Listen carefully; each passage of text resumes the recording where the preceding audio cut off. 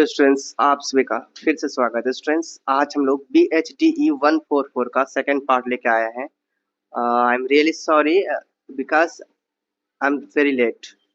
देखो, मैं बहुत ही लेट हो गया यहाँ पे। क्यों लेट हुआ, इसका कारण ये है कि मैं मॉर्निंग के बाद मतलब सुबह उठने के बाद ना मेरे सर में इतने दर्द हो गया तेज, और मैं बना ही नहीं पाया। आज अभी तक एक भी वीडियो नहीं अपलोड किया हूँ। ओके, सो प्रॉब्लम यही था, बना ही नहीं पा रहा था। कुछ बोलने का मन ही नहीं कर रहा था ना, तो समझाने का मन ही नहीं कर रहा था, तो इसलिए मैं नहीं बना पाया। और चलो, मैं अभी दे देता हूँ आप लोगों को, क्योंकि आपका एग्जाम है, जल्दी करना भी बहुत जरूरी है। अगर आप लोग सही से नहीं एग्जाम देंगे तो फिर मैं कैसे खुश रहूंगा, है ना। अगर आप लोग खुश नहीं रहेंगे तो मैं कैसे रहूंगा, आपका एग्जाम सही नहीं जाएगा तो फिर दिक्कत है ना। और मैं ये बोलना चाह रहा हूँ ना, बहुत सारे स्टूडेंट्स ने मुझे थैंक यू बोला, क्योंकि उन लोगों का एग्जाम बहुत अच्छा गया। ठीक है, आज एग्जाम था, आज का एग्जाम बहुत ही अच्छा गया। ओके, और इसी तरह से हर एग्जाम आप सभी का अच्छा जाएगा। आप लोग जब मेरे साथ जुड़े हो, मुझ पर भरोसा रख रहे हो, ठीक है, इतना बिलीव कर रहे हो मुझ पर, तो जरूर अच्छा जाएगा, सभी का एग्जाम अच्छा जाएगा। ओके, सो ये BHDE 144 का आप लोगों को सेकंड पार्ट दे रहा हूँ, छायावाद। फर्स्ट पार्ट में आप लोगों को दे दिया था, वीडियो भी प्रोवाइड किया, टेलीग्राम में फ्री PDF भी दिया। ओके, तो फ्री PDF मैं टेलीग्राम में दे रहा हूँ, बट इनका पासवर्ड के लिए आपको इंस्टा में आना होता है। ठीक है, इंस्टा में आप लोग आइए, डिस्क्रिप्शन में लिंक भी दिया हुआ है, इंस्टा में आके आप लोग पासवर्ड लीजिए। ओके, टेलीग्राम में आपको इसका PDF मिलेगा। मैं सिर्फ अपने स्टूडेंट्स को PDF देता हूँ, बात ये है, और सबका अपना अपना तरीका होता है। मोस्ट इम्पोर्टेंट क्वेश्चन है ना, तो आज जो हम लोग कर रहे हैं वो कर रहे हैं 6 नंबर से। कल पिछली वीडियो में जो हम लोगों ने किया था वो किया था 5 नंबर तक, आज 6 नंबर से हम लोग कर रहे हैं। तो अपने शब्दों में अपने तरह से मैं अपना क्वेश्चन का आंसर बनाया हूँ। देखिए, एग्जाम में ना क्या होता है, क्वेश्चन घुमा के पूछ दिया जाता है, बच्चे इसमें घबरा जाते हैं। देखिए, किसी तरह भी घुमा पूछा जाएगा, आपको अपना कुछ कुछ वर्ड्स को ध्यान रखना है, जैसे निराला काव्य की रचना विद्यान, बस इतना ध्यान रखना। वो कुछ भी बोलेगा ना, उससे कोई मतलब नहीं भैया, कुछ भी बोलने दो उसको, कोई दिक्कत नहीं है। बट इतना आपको ध्यान में रखना है, वो क्योंकि घुमा के इस तरह से पूछता है ना, जिस तरह बच्चे फंस जाए। तो आपको फंसना नहीं है, आपको अपने तरह से अच्छा से जवाब देना कोशिश कीजिए, खुद की भाषा में जवाब देने का, खुद के समझ से जवाब देने का। और लास्ट में निष्कर्ष लिखने की कोशिश कीजिए, ताकि निष्कर्ष लिखने से, निष्कर्ष कब लिखिए, जब एक पेज आपका बाकी रहता है ना, तो तब लिखिए, क्योंकि आपको 4 या 5 पेज लिखना है। तो 4 पेज, मान लो 4 पेज लिखते हैं, तो 4 पेज में आपको 3 पेज यहाँ स्टार्टिंग से लिख लेना है ना, भूमिका लिखना है, उसके बाद स्टार्टिंग से जो लिखना है लिख देना है, और आपको लास्ट में निष्कर्ष लिखना था कि आपका कंप्लीट हो जाए। अगर ये सब में अगर आपको कोई डाउट है तो कमेंट जरूर करना, इस पर वीडियो में आप लोगों के लिए बनाऊंगा। ओके स्टूडेंट्स, चलिए, ये फर्स्ट क्वेश्चन देखिए 6 नंबर का आज का। निराला काव्य के रचना विज्ञान की विशेषताएं का संक्षिप्त विवरण कीजिए। आंसर है निराला। देखिए, मैं डायरेक्ट पढ़ नहीं लेता हूँ, क्योंकि मैंने ऐसे लिखा है ना, आपको समझ में आ जाएगा पढ़ के। निराला का पूरा नाम सूर्यकांत त्रिपाठी निराला है, जो छायावादी युग के प्रमुख कवियों में से एक माना जाता है। इसने अपने काव्य रचना में सामाजिक और राजनीतिक चेतना, प्रकृति के सौंदर्य और मानवीय भावनाओं का चित्रण किया है। वे एक विद्रोही कवि थे, जिन्होंने स्वतंत्रता और समानता के लिए आवाज उठाई। उनके काव्य में प्रेम, करुणा, संघर्ष और आशावाद के भाव भी देखने को मिलते हैं। तो सूर्यकांत त्रिपाठी निराला के काव्य का रचना मुक्त छंद, भाषा, शैली, कथा रूप, प्रगतिशील चेतना, प्रतीक और बिंब। देखिए, इसका ना आप अलग अलग पॉइंट बना सकते हैं, और इसके बारे में अपने मन से भी लिख सकते हैं। समझ में आ रहा है, ताकि आपका जल्दी से 4 और 5 पेज पूछ जाए। समझ आ गया, ये सब आप लोग ध्यान दीजिएगा। तो ये आपका पॉइंट है, पॉइंट को आप अपने तरीके से लिख सकते हैं। समझ में आ रहा है, तो इस पॉइंट को लिखने के लिए आप अपने बुक का भी यूज कर सकते हैं, बुक में भी आप देख लेंगे, या फिर आप और भी कहीं यूज कर सकते हैं। गूगल भी आजकल है, गूगल से भी यूज कर सकते हैं। मुक्त छंद क्या है, भाषा क्या है, इनका भाषा क्या है, सुर कर, तो इस तरह से आप मैच करके लिख सकते हैं। वैसे आप लोग खुद से समझ के देखो, कोशिश कीजिए खुद की भाषा में लिखने का, है ना। ये भाषा क्या है, शैली क्या है, ये अपने भाषा में लिखने की कोशिश कीजिए। समझ में आ गया, भाषा, शैली, मुक्त छंद, ये आपके बुक में साफ साफ लिखा है, इसका डेफिने मतलब इसका अर्थ लिखा है क्या है, तो इसी अनुसार आपको लिख देना है। कहानी खत्म, थोड़ा अपना भी दिमाग लगाइए, है ना। देखिए, मैं फास्ट आप लोगों के लिए इतना वीडियो बनाता हूँ, और आप लोग इतना नहीं कर पा रहे हैं, है ना। करना है इतना, और कुछ कुछ स्टूडेंट्स को ये कहते हैं कि सर आप अपने अनुसार, देखिए सबका तरीका अलग है भैया, आप अपना, आप क्यों ऐसा सोच रहे हो, सबका तरीका अलग है। अगर आपको सही नहीं लगता है मेरा वीडियो से पढ़ना समझना, तो आप चले जाइए दूसरा वीडियो देखिए, बहुत से चैनल्स हैं भैया, वहां जा सकते हैं आप लोग, क्यों परेशान हो रहे हैं, है ना। तो देखिए अपने तरीके से मैं समझाता हूँ, मुझे जो ठीक लगता है मैं अपने तरीके से कराता हूँ। आपको अच्छा नहीं लगता है आप दूसरा चैनल में जा सकते हैं। Okay, thank you. चिंता सर्ग का विश्लेषण और विवेचन कीजिए। अब देखो चिंता सर्ग में आप अपने मन से क्या, आपके बुक में अच्छा से दिया हुआ है जब चिंता सर्ग के बारे में, तो मैं अपने मन से क्यों कराऊं भैया। उसमें हमको अच्छा लगा तो जस्ट जहां हमको सेटिस्फेक्शन मिलेगा तो वहीं तो ना करूंगा। अब विदाउट सेटिस्फेक्शन का मैं अपने तरह से कुछ भी बना रहा हूँ, ये सही नहीं लगता ना। तो आप देखो चिंता सर्ग का विश्लेषण और विवेचन हम लोग इकाई 6 में करेंगे खंड 2 के, तो इसका मैंने नीचे दे दिया है। देखो चिंता सर का, इनमें मैं ये बताना चाह रहा हूँ आपको करना क्या है, बस ये आपको याद रख लेना है ना। हिमगिरी के उतुंग शिखर पर बैठ शिला की शीतल छां, एक पुरुष भीगे नयनों से देख रहा था प्रलय प्रवाह, है ना। नीचे जल था ऊपर हिम था, एक तरल था एक सघन, एक तत्व की प्रधानता कहो उसे जरिया चेतन। आप बताओ ये मैं लिखने जाता, इसमें मेरा टाइम भी वेस्ट होता। लोग खुद कर भी सकते हो ना, थोड़ा इतना कर सकते हो। तो ये लिखने के बाद आपको करना क्या, बस ये लिखने के बाद ना आपको क्या करना है भैया, ये लिखने के बाद आपको नीचे आना है और ये व्याख्या जो आपको दिख रहा है, इस आपको सीधा यहाँ व्याख्या से लिखना है, व्याख्या से, ठीक है।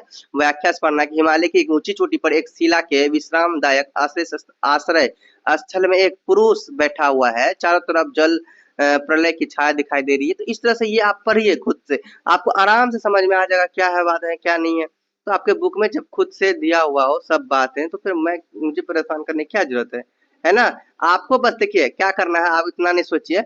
आपको जैसे यहाँ आपने लिखा, ठीक है, यहाँ लिखा, इसके बारे में 4 से 5 लाइन आपको समझ लिख देना, क्या दिक्कत है। वैसे ऐसे करने में आपका एक पेज कम से कम तो हो जाएगा फुल, है ना, 1 पेज तो कम से कम फुल हो जाएगा। और फिर आगे से आपको लिखना है। और इसमें देखिए कठिन शब्द भी दिया है कि हिमगिरी का क्या होता है ना, आप लोग इस तरह से कठिन शब्द भी वहां पर बना सकते हो, समझ में आ रहा है। इस तरह से आपके फूल भी होंगे, तो अपने तरीके से लिखना है वहां पे, ये नहीं कि ये इसके तरीके से। और उसके बाद फिर आपको यहाँ से लिखना है, उसी में से सेकंड आपको यहाँ से लिखना है, समझा गया। सेकंड आपको लिखना है यहाँ से यहाँ लिख दिए। उसके बाद आपको इसके बारे में जो व्याख्या करना है, व्याख्या यहाँ करना है, समझ में आ रहा है। यहाँ से आप किसी तरह से 4 पेज आपको लेके जाना है। लास्ट में निष्कर्ष 3 पेज तो आपको पुराना है, लास्ट में निष्कर्ष लिखना है। निष्कर्ष में आपको लिखते वक्त आप तो आराम से पुरा लेंगे। देखिए ये सब अगर आपको इसका वीडियो चाहिए तो बोलिएगा सर ये इसका इस पर एक वीडियो बना दीजिए, है ना, एक आंसर लिख के पूरा दिखा दीजिए किस तरह से लिखते हैं ना, तो मैं आप लोगों को एक वीडियो जरूर बनाऊंगा। चलिए ये आप लोग पढ़ लीजिए। और अब देखिए नेक्स्ट है कि जाग तुझको दूर जाना, तो नेक्स्ट क्वेश्चन भी दिखाता हूँ मैं आपको। नेक्स्ट क्वेश्चन यही है कि जाग तुझको दूर जाना कविता का विश्लेषण करते हुए आस करते हुए उसका महत्व क्या कीजिए, महत्व भी बताइए। तो जाग तुझको दूर जाना ये कविता है, उस कविता के बारे में विश्लेषण करना भैया।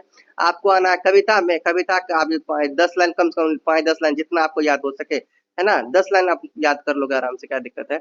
यहाँ से स्टार्ट करोगे, कोशिश करोगे। तो क्या लिखा हुआ भैया, लिखा है जाग तुझको दूर जाना है, जाग तुझको दूर जाना है, सजग आंखें उनिंदी आज कैसा व्यस्त बहाना, जाग तुझको दूर जाना।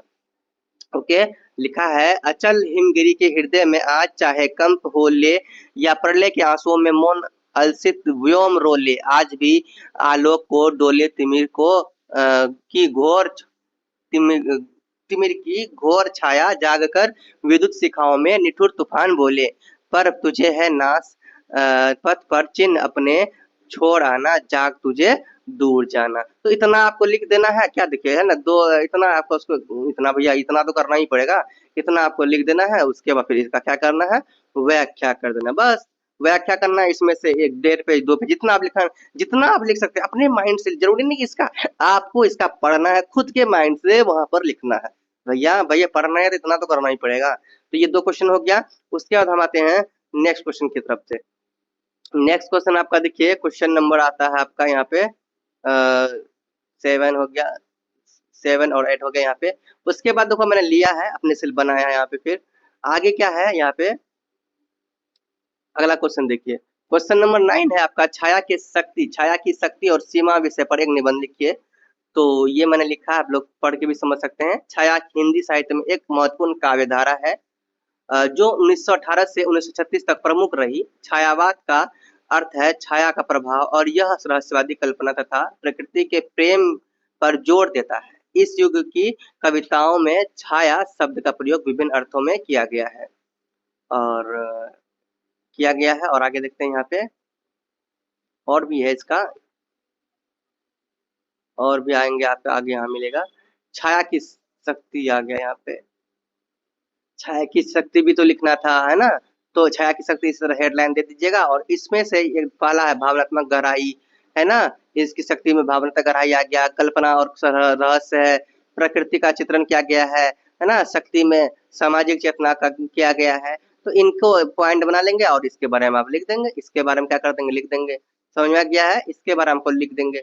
तो 2-4 लाइन जो भी होता है इसके बारे में लिख देंगे। इस तरह से आपका पेज भी आपका कंप्लीट होगा। फिर छाया की क्या सीमाएं, छाया की सीमाएं में अस्पष्टता है, व्यक्ति निष्ठता है, कठिन भाषा भी है ना, सामाजिक संदर्भ से दूर भी है। ये आपका पॉइंट मैंने, देखो ये हिंट मैंने दिया ना, उसके बाद आप अपने माइंड से लिखेंगे। क्योंकि देखिए क्या, अगर आप 5 पेज 6 पेज का एक आंसर है तो क्या 5 पेज 6 पेज में लिखता चलो, है ना। तो ये अपना दिमाग में तो थोड़ा लगाइएगा। एग्जाम आपको देना भैया, हमें तो नहीं देना है। और याद करने की बात है, आप याद कर रट के नहीं याद कर सकते, आपको समझ के, आप समझ के जाएंगे तभी आप लिख सकते हैं बड़े से बड़े पेज, बहुत सारे पेज लिख सकते हैं। लेकिन आप रट के जाएंगे तो भूल जाएंगे। समझ में आ गया, रट के नहीं, समझ के आपको जाना है, केवल समझ के। और क्वेश्चन नंबर 10 है, जयशंकर प्रसाद के शिल्प विज्ञान की संक्षिप्त चर्चा कीजिए। तो जयशंकर प्रसाद के शिल्प विज्ञान में भाषा, शैली, प्रतीक विज्ञान और रहस्यवादी परंपरा का महत्वपूर्ण योगदान है। जयशंकर प्रसाद अपने नाटकों में प्राचीन भारतीय रंगमंच की परंपरा के साथ साथ फारसी, बंगाली और शेक्सपियर के नाटकों से भी प्रेरणा लिया। जयशंकर प्रसाद के शिल्प विज्ञान कौन कौन है, देखिए पहला है आपका, देखिए पहला है भाषा सौंदर्य, इसके बारे में आपको लिख देना है। भाषा सौंदर्य हेडलाइन देना है ना, फर्स्ट लाइन को बनाना है, इसको हेडलाइन बना देना है। उसके बाद इसके बारे में आपको लिख देना है। फिर शैलीगत नवीनता लिखना है, दूसरा, तीसरा प्रतीक विज्ञान, और चौथा लिखना बिंब विज्ञान, और पांचवा लिखना अलंकार तथा छंद। इसके बारे में भी आपको लिखना भैया, इतना तो आपको करना ही होगा। थोड़ा सा आप लोग दिमाग लगाइए, ठीक है।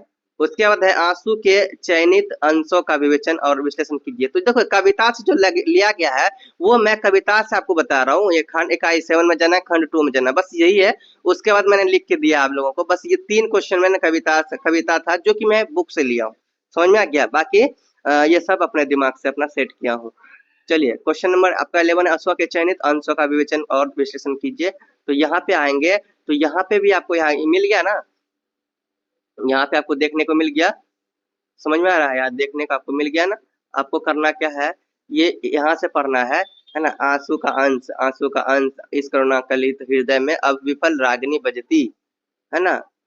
क्यों हाहाकार स्वरों में वेदना असीम गरजती, मानस सागर के तट पर क्यों लोल लहर की घातें कल कल ध्वनि से हैं कहती, कुछ विस्मृत बीतती बातें आती है सुनि छिकती से, क्यों लौट प्रतिध्वनि मेरी टकराती बिखलाती सी, टकराती बिलखाती सी पगली सी देती फेरी, है ना। देखिए इसमें जितना लाइन आपको करना है उतना लाइन करके जाना है। इस तरह से अगर क्वेश्चन आएगा, देखिए 10 लाइन तो आपको कर ही लेना है याद। उसके बाद 10 लाइन के लिए 10 लाइन करके आपको डॉट डॉट कर देना है, डॉट डॉट कर देना है। उसके बाद आपको इनका व्याख्या लिख देना। ये पढ़ना चाहता है पढ़ना, ये पीडीएफ आपको फ्री में आपको मिल ही रहा है, जाइएगा टेलीग्राम में डाउनलोड कीजिएगा, इंस्टा में पासवर्ड लीजिएगा, ये तो फ्री में मैं दे ही रहा हूँ। उसके बाद आपको यहाँ व्याख्या लिखना है, जिस तरह से यहाँ व्याख्या किया हुआ है आप उसको उसी तरह से व्याख्या यहाँ पर करना है। तो व्याख्या, इस करुणा कलहित हृदय में अब विफल रागिनी बजती, चेतन तरंगनी मेरी लेती मृदल हिलोरे। तो यहाँ पे आपको यहाँ पे व्याख्या कर देना है इसके बारे में थोड़ा सा, जितना भी व्याख्या करना आपको बुक में एक बार चेक करना है, समझे ना। थोड़ा सा बुक में चेक करना है, बाकी बाकी मैंने सारा करवा दिया है। ये 3 क्वेश्चन को आप लोग थोड़ा समझिएगा वहां से, जैसे मैं आप लोगों को बता दिया हूँ। अब देखिए नेक्स्ट क्वेश्चन देखते हैं हम लोग। नेक्स्ट क्वेश्चन आपका संध्या संध्या क्वेश्चन नंबर 12 है आपका, संध्या सुंदरी कविता का विश्लेषण करते हुए इसका महत्व भी बताइए। चलिए, संध्या सुंदरी कविता सूर्यकांत त्रिपाठी निराला द्वारा रचित एक प्रसिद्ध कविता है। इस कविता में संध्या या शाम के समय के सौंदर्य का मानवीकरण किया है। कवि ने संध्या को एक सुंदर स्त्री के रूप में चित्रित किया है जो धीरे धीरे आकाश से उतर रही है। उसके बाद फिर आगे है यहाँ पे हाँ, उतर रही है और अपने शांत मनोहर रूप से पूरे वातावरण को मोहित कर रही है। संध्या यहाँ पे आपको पढ़ना है, समझ में अच्छा समझ के पढ़ना है। संध्या हम सभी जीव जंतुओं को यह संदेश देती है कि हमें हर गम को भूलकर प्रकृति में खो देना चाहिए, बाकी सब प्रकृति संभाल लेगी। हमारी हर समस्या को वो हर लेगी और हमें हर तरह से क्या देगी, खुशहाल जिंदगी देगी। तो ये उनका कहना है। तो ये आपने हिंट देखा और अपने माइंड से आपको लिखना है। क्वेश्चन नंबर आपका 13 क्या है भैया? क्वेश्चन नंबर 13 है आपका, जूही की कली कविता का विश्लेषण करते हुए उसके महत्व की चर्चा कीजिए। जूही की कली शीर्षक कविता 1922 में प्रकाशित हुई थी। यह छायावाद की प्रतिनिधि कविताओं में से एक कही जा सकती है। निराला की यह पहली सशक्त छायावादी कविता है। मानवीकरण और रूपक के प्रयोग के माध्यम से निराला ने जूही और पवन के बीच प्रेम को चित्रित किया है। यह चित्रण वास्तव में पुरुष स्त्री के अंकुठ प्रेम से जुड़ा है। इस तरह की कविता उस दौर में प्रायः नहीं लिखी जा सकती थी, मगर स्त्री पुरुष की काम चेतना की जैसी अभिव्यक्ति निराला इस कविता में कर रहे थे, है ना।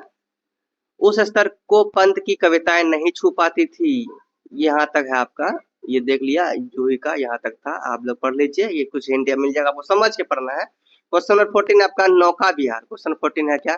नौका विहार कविता का विश्लेषण करते हुए इसके महत्व को लिखिए। यहाँ पे ये लिखना था, मैंने क्वेश्चन को पूरा नहीं लिख पाया। क्वेश्चन पेपर भी आपको देखिए, इसका जो क्वेश्चन मैंने बनाया ना फर्स्ट नंबर में वीडियो में क्वेश्चन पहले करवा दिया था।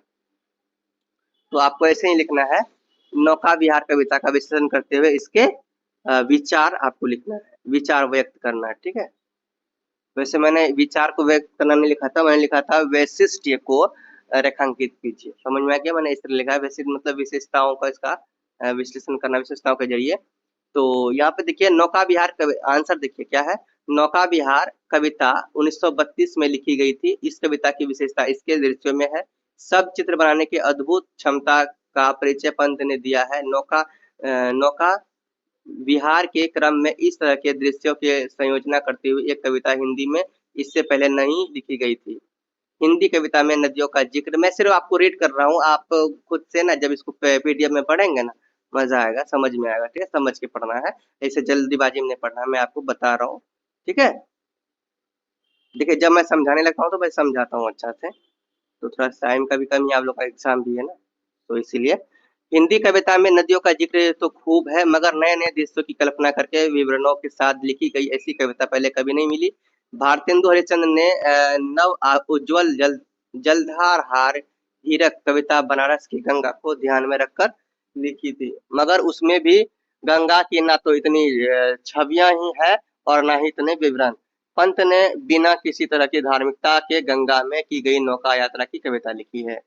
क्वेश्चन नंबर 14 कंप्लीट होता है। क्वेश्चन नंबर 15 देखिए क्या है। प्रसाद के भाषा संदर्भ पर अपने विचार व्यक्त कीजिए। आंसर है प्रसाद से भाषा संदर्भ की बात करूं, प्रसाद से भाषा संदर्भ की बात करूं तो इसमें जयशंकर प्रसाद की महत्वपूर्ण भूमिका है। इसके भाषा में सौंदर्य, विचारों की गहराई, भावों की प्रबलता और विश्वशिल्प का सुंदर समन्वय उन्होंने अपने रचनाओं में खड़ी बोली को एक नई पहचान दी और उसे काव्य की सिद्ध भाषा बनाया। जयशंकर प्रसाद की भाषा में कोमलता, माधुर्य और ललित्य का अद्भुत संगम मिलता है। उनकी कहानियां भी हिंदी साहित्य में महत्वपूर्ण है, जिनके छाया, आंधी, प्रतिध्वनि, इंद्रजाल आदि प्रमुख हैं। उनकी भाषा में शैली अपने आप में अलग और नवीन है, वैशिष्ट्य से संपन्न है। समझ में आ गया? प्रसाद की भाषा अपने युग की प्रतिनिधि भाषा है। उनकी भाषा की परिपक्वता में कोई भी संदेह नहीं है। प्रसाद की भाषा शैली सौंदर्य के अनुसार कवि और चिंतक की भाषा शैली है। स्टूडेंट्स इस तरह से यहाँ पे आपका खत्म होता है। Best of luck. देखिए मैंने आप लोग को ना समझाया नहीं, समझ लो, मैं बस रीड करके आपको दिया, और आप लोग जाइए पीडीएफ डाउनलोड कीजिए और वहां से आप थोड़ा सा समझने की कोशिश कीजिए। आप छोटे बच्चे तो नहीं समझ नहीं पाएंगे, है कि नहीं, तो वहां से पीडीएफ डाउनलोड कीजिए। उसका फ्री में मैं आपको दे रहा हूँ। देखिए पीडीएफ मैं आपको फ्री में दे रहा हूँ, पीडीएफ जाके डाउनलोड कीजिए फ्री में, है ना, मजा आएगा आपको। फ्री में डाउनलोड कीजिए टेलीग्राम से, और इसका पासवर्ड मिलेगा आपको वहाँ पे लगा हुआ, तो पासवर्ड आपको लेने के लिए आपको इंस्टा में आना है। समझ में आ गया?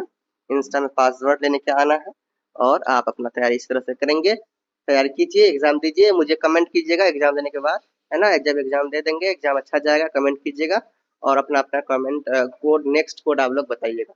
चलिए आज की वीडियो में इतना ही रखते हैं, नेक्स्ट वीडियो में आगे बढ़ेंगे। जाने से पहले बोलो प्रेम से रहो, प्रेम से पढ़ो, प्रेम से बोलो। Yeah.